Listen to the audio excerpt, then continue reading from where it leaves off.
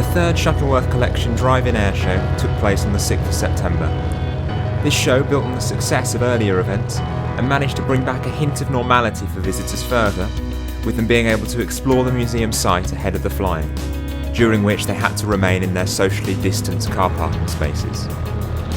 This meant that familiar sights and sounds such as touring the hangars or taking a vintage bus ride were back on the agenda, all in a socially distanced manner of course. The main flying display got underway with the spectacular Catalina. This large aeroplane always makes a great impression at Old Warden, especially when it operates from the airfield as it did during this show. A classic Old Warden pairing of Western Lysander and Polycarpov PO2 put on a great routine, and further World War II displays came from the base Spitfire and Hurricane, as well as the Battle of Britain Memorial Flight Spitfire. The clear theme throughout the afternoon's flying was vintage civil types. This included Old Warden classics such as the wonderful Comet and Mew Gull, as well as lighter types such as the DH-60 and DH-51.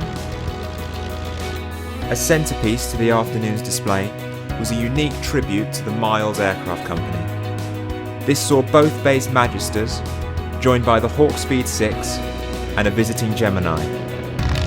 The Southern Martlet also represents the early days of the Miles Company, and so this joined the display as well. The Martlet also flew again earlier in the display, alongside a rare airshow appearance for the Biggin Hill Base civilian coupe. Another great routine reunited three of the original Richard Shuttleworth aircraft. The collection's DH-60X and DeSutter were joined by the unique Spartan Arrow. World War I aviation was also represented, with a pair of Sopwiths displaying in the form of the triplane and the pup.